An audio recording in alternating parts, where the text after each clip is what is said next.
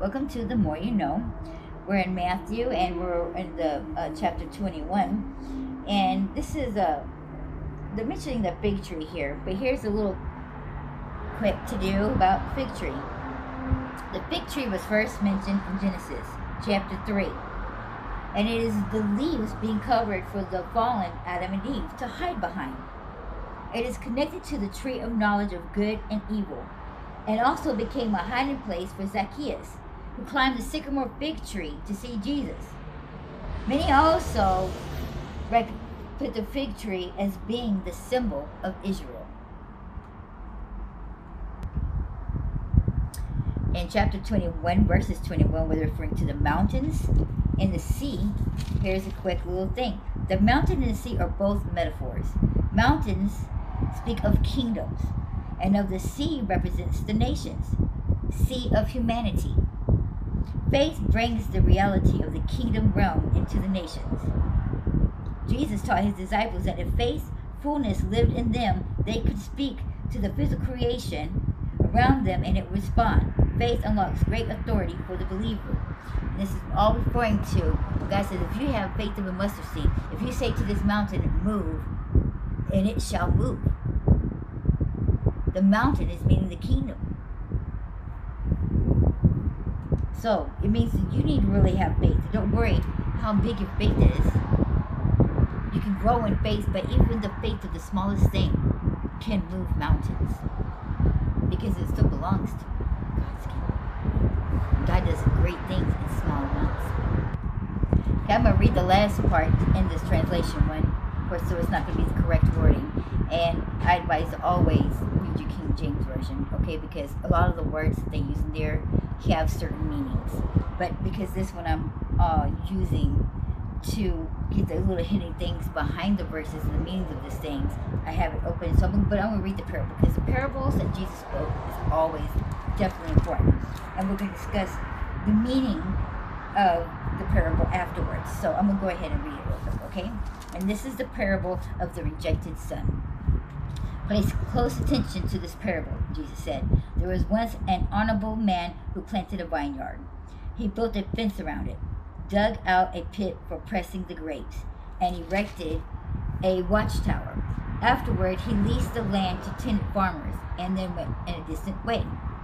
At harvest time, he sent his servants to the tenants to collect a portion that was due to him as the lord of the vineyard. But the tenants seized his servants and beat one, killed another, and stoned another. So the landowner sent the other servants, even more than the first.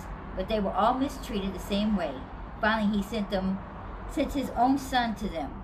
And he said to them, perhaps with my own son standing before them, they will be ashamed of what they have done. But when the tenants saw the son, they said, this is the heir. Let's kill him, and then we can have his inheritance.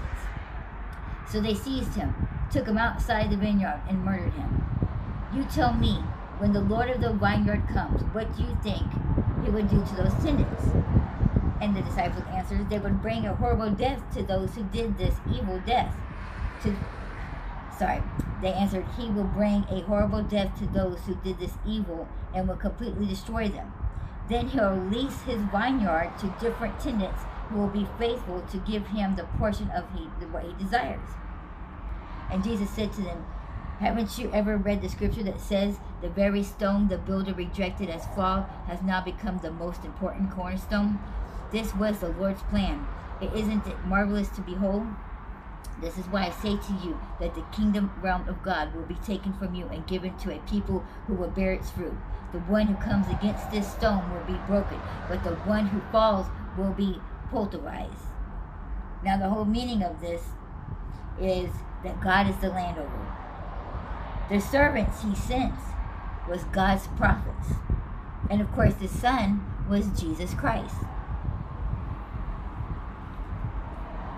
Oh, this kind of breaks your heart. After, just realizing.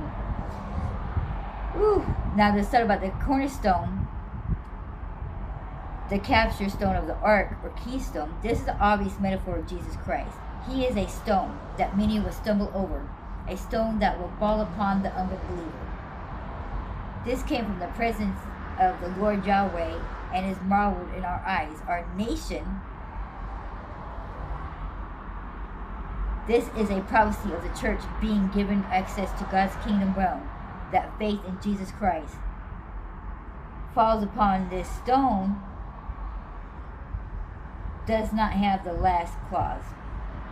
I don't know why it says that, why it would be metaphor like that. That's kind of weird. That kind of made no sense, the last part right there. Sorry. It don't make sense to me on that little part why that was written, but I read it and maybe it does to some, but I kind of got like, it was like, ooh to me, sorry. We're moving on to chapter 22, where is the parable of the wedding feast. Okay? There once was a king who arranged an extravagant wedding feast for his son. On that day, the festivities were set to begin. He sent his servants to summon all invited guests, but they chose not to come. So the king sent even more servants to inform the invited guests, saying, "Come, for the sumptuous feast is now ready. The oxen and the fat cattle have been killed and everything is prepared. So come to the wedding feast for my son and his bride." But the invited guests were not impressed. One was preoccupied with his business, another went off with his farming enterprise, and the rest seized the kingdom's messengers and shamefully mistreated them, even killed them. This infuriated the king, so he sent his soldiers to execute these murderers, and their city burnt to the ground. Then the king said to his servants, "The wedding feast is ready, yet those who have not been invited to attend didn't deserve the honor. Now I want you to go into the streets and alleys and invite any and everyone you find to come in and join the wedding feast in honor of my son." So the servants went out to the cities and invited everyone to come to the wedding feast, good and bad alike, until the banquet hall was crammed full. Sinners, any and everybody, basically was referring to, even the non-believers. Now when the king entered into the banquet hall, he looked with glee over all his guests. But then he noticed a guest who was not wearing the wedding robe that was provided for him. So he said, "My friend, how is it that you're here and you're not wearing your wedding garment?" The man was just speechless. So then the king turned to his servants and said, "Tie him up, throw him into the outer darkness, where he will have great sorrow and weeping and gnashing of the teeth. For everyone is invited to enter, but few respond with excellence." Now we're going to get to the meaning behind this. God is the king who prepares his kingdom feast for his son, Jesus Christ. The messengers, and of course we're the bride. The messengers, servants, are the prophets he sent to summon the people to enter into the love fest of Jesus. It's all about the wedding of the Lamb and the bride of Christ. What a glorious feast he would prepare for us. Those invited to come from the streets had no opportunity to buy wedding clothes. This wedding robe is a picture of a garment of righteousness that grace provides for us.